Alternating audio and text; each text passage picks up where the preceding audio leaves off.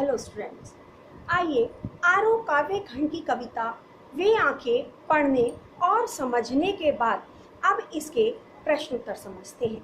तो पहला प्रश्न आता है, कविता में किसान की पीड़ा के लिए किन्हें जिम्मेदार ठहराया गया? कविता में हमने पढ़ा कि जो किसान था वह स्वतंत्र था और उसकी अपनी खेती बाड़ी थी। अपनी ज़मीन पर वह खेती बाड़ी करता था, फसलें उगाता था और अपने परिवार का पालन पोषण करता था। भरा पूरा परिवार था, पत्नी थी, बेटी थी छोटी सी, बेटा था, पुत्रवधू थी और वह स्वयं था। बहुत अच्छा सा जीवन चल रहा था, लेकिन किसी कारण उसने कुछ कर्ज लिया महाजन से और उस कर्ज और उस ब्याज को वह चुका नहीं पाया। जिसको चुकाने के लिए या जिसको लेने के लिए महाजन ने उस पर अत्याचार किए। महाजन ने अपना मूल जो रकम थी उसके साथ साथ ब्याज भी नहीं छोड़ा और उसके लिए उसने उसकी जो बैलों की जोड़ी थी उसे नीलाम करा दिया। उसकी जो गाय थी वह उससे छीन ली। उसकी जो खेती बाड़ी थी, जो ज़मीन थी, खेत थे, वह छीन लिए। और यहाँ तक कि जब उसके महाजन के जो कारकुने आए, जो उसकी सेवक आए, कारिंदे आए, उन्होंने इतना अधिक अत्याचार किया कि उनकी लाठी से किसान के युवा पुत्र की मृत्यु तक हो गई। तो कवि कहते हैं कि किसान की इस स्थिति के लिए या इस हालत के लिए जो जिम्मेदार है वो सबसे अधिक तो महाजन है, जिसने उस पर जरा सी भी दया नहीं दिखाई, उस पर जरा सा भी उसने तरस नहीं खाया और उसे थोड़ा समय नहीं दिया। उसकी हालत को देखते हुए उसने थोड़ा सा भी उस पर ध्यान नहीं दिया और सिर्फ ध्यान दिया तो अपने पैसे को वसूलने पर। दूसरी ओर उसके हालत के जो जिम्मेदार हैं वह कोतवाल अर्थात थानेदार भी है। जब किसान के परिवार में उसके युवा पुत्र की मृत्यु हो गई, उसकी पत्नी की मृत्यु हो गई, छोटी सी बच्ची की मृत्यु हो गई, उस समय घर में सिर्फ विधवा पुत्र वधू बची थी और किसान था। उस विधवा पुत्र वधू को एक दिन कोतवाल ने थाने में बुला लिया और थाने में बुलाकर उसके साथ बुरा व्यवहार किया, उस पर अत्याचार किया, जिसके कारण शर्मिंदा होकर एक दिन उसने भी कुएं में डूबकर आत्महत्या कर ली। तो इस प्रकार पूरी कविता को पढ़ने के बाद हमें पता चलता है कि किसान की इस बुरी स्थिति के लिए कहीं ना कहीं महाजन और जो थानेदार था वह दोनों ही उत्तरदायी हैं, वह दोनों ही जिम्मेदार हैं। उन दोनों के बुरे व्यवहार के कारण ही किसान का पूरा परिवार, पूरा जीवन, सब कुछ तहस नहस हो गया, बर्बाद हो गया और किसान के जीवन में आगे जीवित रहने के लिए आशा की कोई भी किरण शेष नहीं बची। अगला प्रश्न आता है, पिछले सुख की स्मृति आंखों में क्षण भर एक चमक है लाती। इसमें किसान के किन पिछले सुखों की ओर संकेत किया गया है? कविता में एक पंक्ति आई है कि पिछले सुख की स्मृति आंखों में क्षण भर एक चमक है लाती, कि किसान के जो पिछले सुख थे, जिस समय वह सुखी जीवन बिता रहा था, उस समय की जो अच्छी यादें थी, स्मृतियां थीं।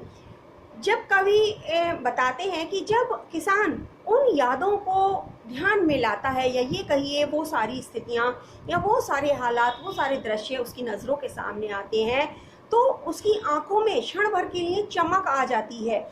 वह बहुत प्रसन्न हो जाता है, उसे ऐसा लगता है कि जैसे सारी चीज़ें उसके आंखों के सामने घटित हो रही हों।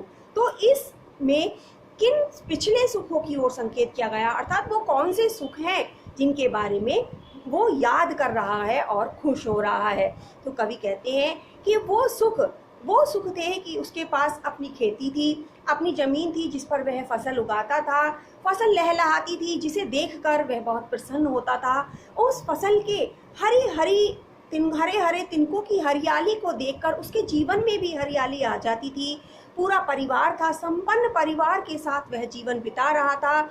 उसके अपने ही 2 बैल थे जिनके से सहारे वह खेती करता था। उसके घर पे एक सफ़ेद गाय थी जिसका दूध उसके घर में प्रयोग होता था। अर्थात घर और उसका जीवन पूरे तरीके से संपन्न था और उन्हीं सुखों को वह याद करता है जो उसकी आंखों में चमक ला देते हैं।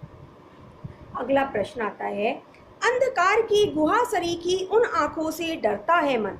अब इस आधार पर हमारा पहला प्रश्न है, आमतौर पर हमें डर किन बातों से लगता है?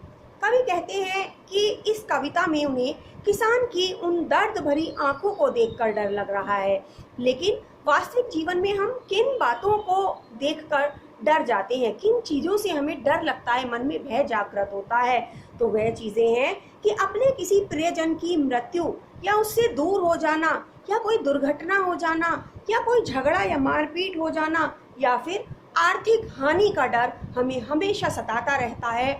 और यही सारी चीज़ें हमें परेशान करती हैं, हमें दुखी करती हैं, और इनके कारण कहीं ना कहीं हमारे मन में एक ऐसा स्थान होता है जिसके कारण हमें ये भय बना रहता है कहीं ऐसा ना हो जाए। इन्हीं पंक्तियों पर आधारित हमारा दूसरा प्रश्न है, उन आँखों से किसकी ओर संकेत किया गया?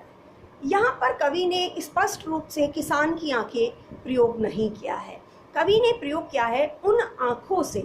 तो उन आँखों के माध्यम से वो क्या बताना चाहते हैं, किसकी ओर संकेत कर रहे हैं, यह हमें बताना है। तो कहते हैं कि उन आँखों से यहाँ किसान की आंखों की ओर संकेत किया गया है। और किसान की आंखें भी कौन सी आंखें? वो आंखें जिनमें निराशा का गहन अंधकार भरा हुआ है। उसकी आंखों की गहराई गुफा के समान हो गई है, जिसमें अपार दुख, दीनता भरी हुई है, रोदन भरा हुआ है।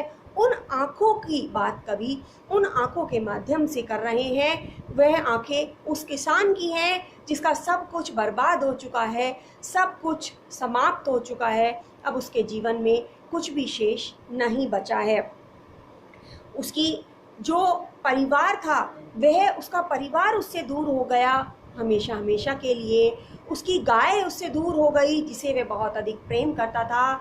उसके बैलों की जोड़ी नीलाम हो गई, उसकी खेती बाड़ी उससे दूर हो गई। तो यह जो सारी चीज़ें थी, यह कहीं ना कहीं किसान की आंखों में दीनता या दुख को भर देती हैं, और किसान के इसी दुख की ओर संकेत किया गया है हमारी कविता में। कवि को उन आंखों से डर क्यों लगता है? कवि कहते हैं कि उन्हें उन आंखों से डर इसलिए लगता है क्योंकि उन आंखों में दूर तक निराशा भरी हुई है, कहीं भी कोई भी आशा की किरण शेष नहीं बची है। उन आंखों में जब कुछ उम्मीदें ही नहीं हैं, तो उन आंखों का जो दुख है, उस किसान का जो दर्द है, वह बहुत अधिक बढ़ गया है। और उसके उसी दर्द और उसी दुख का कवि ने यहाँ अपनी कविता में वर्णन किया है। और उसके उस अपार दुख को देखकर ही कवि का मन डरने लगता है। कवि को दुख होता है कि क्या संसार में कोई व्यक्ति इतना अधिक दुखी भी हो सकता है, और उसके दुख को महसूस करके उनका मन डर जाता है। अगला प्रश्न आता है, डरते हुए भी कवि ने उस किसान की आंखों की पीड़ा का वर्णन क्यों किया? कवि कहते हैं कि कवि का मन डर रहा है।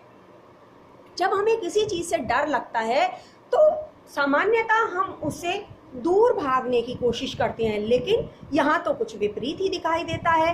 यहाँ स्थिति ऐसी है कि कवि ने जिस चीज़ से उन्हें डर लग रहा था उसी का वर्णन कर डाला।